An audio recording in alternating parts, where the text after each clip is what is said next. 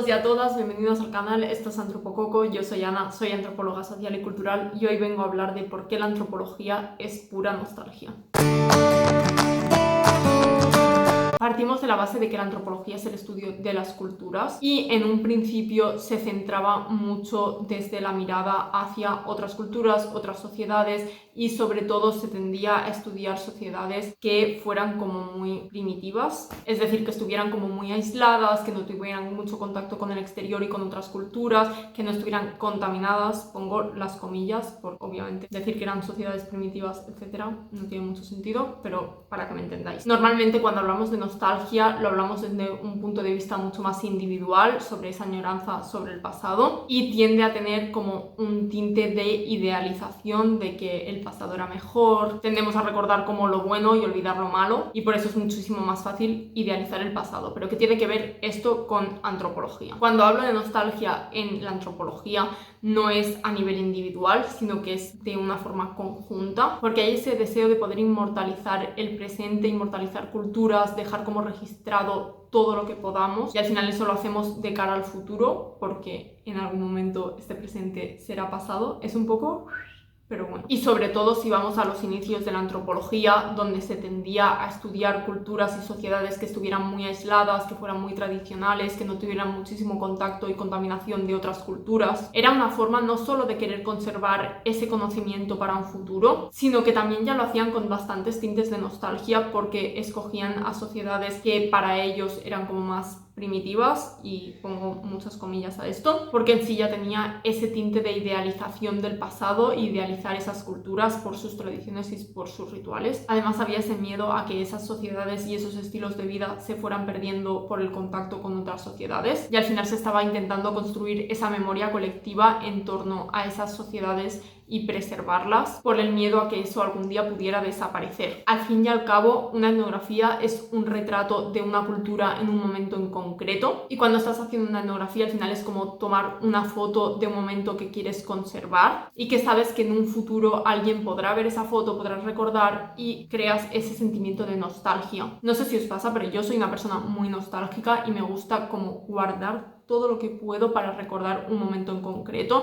escribir un diario, hacer fotos, hacer vídeos, y me encanta luego volver a ello y recrearme en ese pasado. Y sé que muchas veces estoy idealizando momentos o estoy idealizando una época, que al final cuando haces una foto tiendes a hacerlo de un momento que te gusta, de un momento en el que estás bien, y no retratas como la realidad tal cual era, con toda su complejidad, todos los problemas y todo lo que te pasaba en esa época. Pero aparte de eso, soy una persona que soy consciente de qué momentos me generarán nostalgia. Sobre todo me pasa en verano, que es una de mis épocas favoritas, que yo sé que hay momentos que digo, es que este momento lo voy a recordar toda mi vida. Y creo que la antropología hace un poco eso, o tiene esa pretensión de escribir una etnografía sabiendo que alguien la va a leer en algún momento dentro de 50 años y que va a tener esa visión que tú retrataste. Y al final es como preservar ese recuerdo de ese momento en concreto. Pero en el caso de la antropología, si lo pensáis, es muy fuerte, porque hay culturas que han desaparecido realmente, que han acabado por extinguirse, y que lo único que nos queda de esa cultura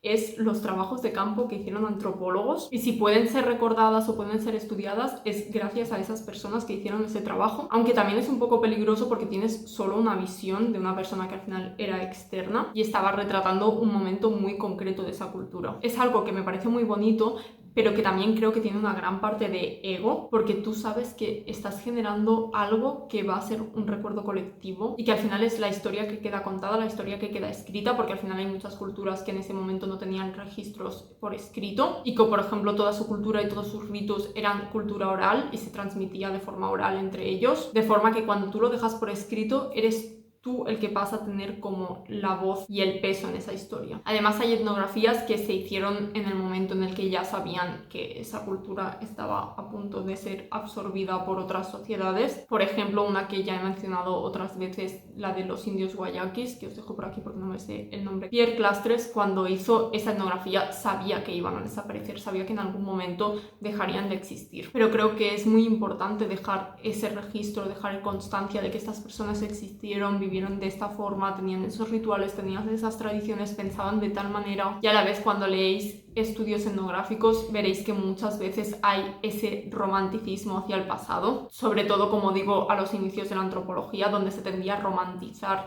esos estilos de vida más tradicionales y se consideraban como más auténticos porque estaban más ligados con la naturaleza y todo este bulo del buen salvaje, porque a su vez se hacía una comparación con la propia sociedad y eso hacía que tendieran a esa idealización. Y obviamente también va muy ligado con el colonialismo, porque muchas veces se tendía a estudiar sociedades que habían sido colonizadas y al final es un poco turbio porque estás intentando preservar lo que tu propia sociedad ha invadido, pero bueno, eso es otro debate. Este vídeo se me ocurrió visitando una exposición etnográfica en la que enseñaban objetos del siglo pasado de un pueblo de la costa, y ahí es cuando me di cuenta de que había ese trabajo de intentar preservar el pasado, y además al ser objetos que no eran de un pasado tan lejano, sino que eran objetos que mis abuelos podrían haber tenido, me sentí como mucho más interpelada y me hizo pensar en qué cosas yo tenía en casa algún día podrían acabar en una exposición etnográfica, porque como os he dicho soy una persona muy nostálgica y aparte guardo todo lo que puedo, soy bastante acumuladora, igual no es bueno a veces porque me cuesta mucho desprenderme de las cosas, pero alguien tiene que guardar las cosas para que puedan acabar expuestas en un museo. De hecho hay cosas de mi infancia que pienso, ¿por qué las tiraste? Tendrías que haberlos guardado porque eso es oro ahora. Aún así no puedo guardarlo todo, soy consciente y tengo muchísimas cosas que sé que son muy representativas de mi época. Guardo todas mis revistas super pop, tazos, cromos, juguetes de cuando era pequeña, algunos libros del colegio, y es que al final lo que acaban los museos es lo que se usaba en el día a día en una época en concreto, y no es como el objeto más extraordinario, sino algo que todo el mundo de esa época podía tener. Por ejemplo, ya hay exposiciones donde se ven ordenadores de los 2000 o los móviles que usábamos a principios de los 2000. Obviamente la antropología tiene muchas más variantes y tiene muchos más objetivos que no solo el de preservar el pasado, pero es algo que me parece muy importante porque llega un momento en el que ya no queda nada más que el recuerdo de algunas culturas o de una época. Al final todo cambia, todo se transforma, pero es muy importante mantener en la memoria colectiva los recuerdos de cómo se vivía. Además hay detalles pequeños de los que igual no somos conscientes que son importantes,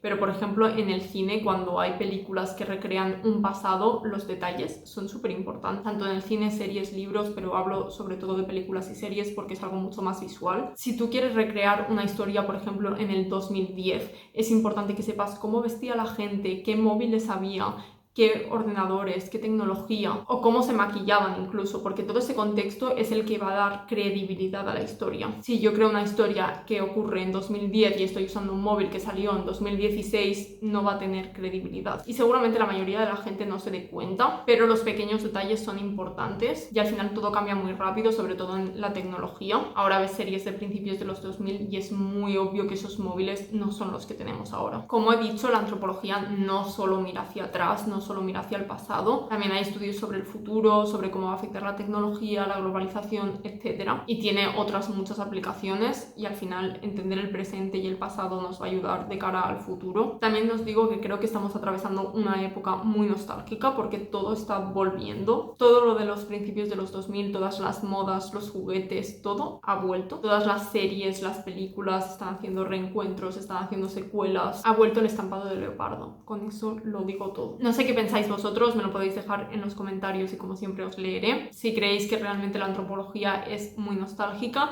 si lo somos todos en general y tendemos a idealizar el pasado, o si creéis que más bien es lo contrario, que la antropología mira hacia el futuro. Espero que os haya gustado el vídeo y nos vemos muy pronto.